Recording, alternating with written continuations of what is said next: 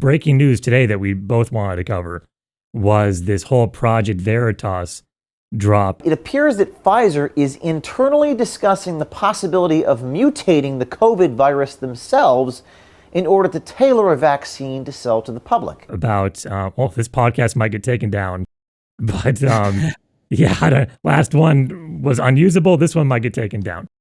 But it was about how Pfizer has been, what was the term they used? Directed evolution? Was that it? Yes. Yes. Yeah. Would you like to talk a little bit about directed evolution? I mean, it's pretty much gain of function. I mean, it's just one of those classic, we'll change the word so it's not the same thing that we're doing. It sounds like gain of function to me. I don't know, it's a little bit different. I think it's different. It's like it's definitely not gain of function. It sounds like it is. I mean, it's okay.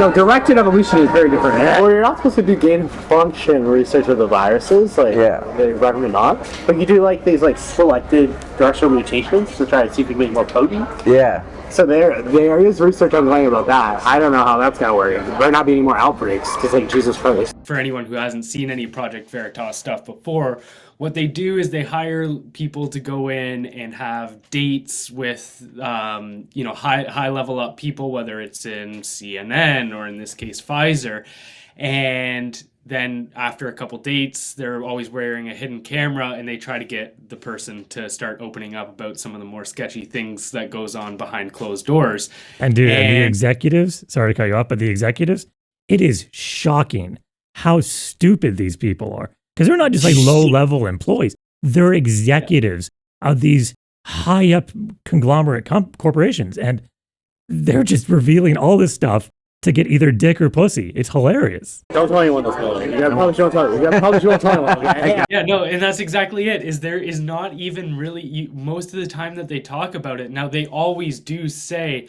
now, hey, what I'm about to tell you here, you can't tell anyone. Yeah, that's the best part. When they talk about it, they're bragging. It's a very braggadocious tone in their voice. It's not like and we're really, I don't know, we're skeptical about how all this stuff might work. So what he revealed in this date, very braggingly, is how they're essentially mutating the virus, the COVID virus, so that so that they can get ahead of the curve on vaccine manufacturing. Pfizer ultimately is thinking about mutating COVID?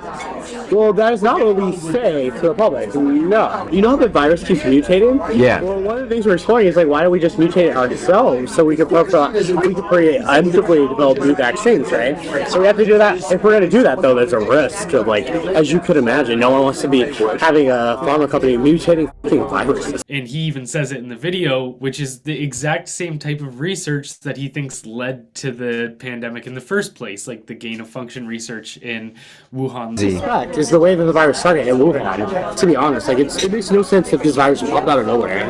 Yeah, I know. And yeah, it's just absolute insanity to see how just okay they are with it. They'll call you crazy for talking about this stuff. They'll, talking about that, the Wuhan lab 2 years ago would get you banned off of any social media platform like that. Yeah. And now it's not only is that the case, but we want to continue doing it. And then there was a second video that came out with this director, because I think he's the director of scientific research at Pfizer is what his title is. And he's fourth or fifth down the line from the CEO. He's right up there.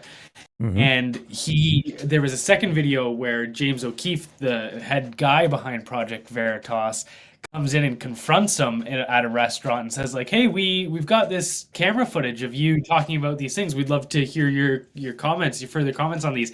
And the guy fucking loses it. Did you see that clip? Full breakdown. And the part, it's always fun to see James walk in, because you can tell he's enjoying the moment, because they know they already got him and he's enjoying it. And he knows oh, this is going to go viral. He immediately knows Hey there, is this seat taken? You work for Pfizer. My question for you is, why does Pfizer want to hide from the public the fact that they're mutating the COVID viruses? Is this real life? You up. You really did. So he starts attacking him, tries to grab his iPad, full on breakdown. Please please unlock the door. What is going on Some here? stuff. Please unlock the door. Please unlock the door. Unlock the door. Unlock the door. Unlock the door. Unlock the door. Unlock the door. Unlock the door. This is remarkable here. Thank you. Thank you. They're trying to unlock the door. Unlock the door. Unlock the door. It's not okay Unlock to the door. people like that. It is not. Stop. Let go of me. Now you're hurting me. What is going on here? You cannot just record people like that. So I was a little confused. Did the guy try and lock in James to that restaurant or whatever? No, do not leave. Do not just leave. Please don't let me leave. What's that? They locked us in. Can you please unlock your door? No, don't let them leave. Can you unlock the door? I say, no, don't let them out. Don't let them out. Could you please let us leave, ma'am? Like, what I found absolutely hilarious was, you talk about how stupid these people are at these high level positions, and they it's like how, like, the amount of stupidity it takes to be assaulting somebody, breaking their property, all this kind of stuff, and then calling the cops, be like, I'm gonna get you in trouble. It's like, that's so ridiculous. Like, you're the one committing assault here. Pure delusion. Like, not Pure that it delusion. was like crazy, like, not that he was like throwing fists kind of stuff, but he was wrestling with them, pushing them around, like, grabbing their stuff. So yeah, it's just, it's insanity. He went full Karen. I mean, that's what Karens do.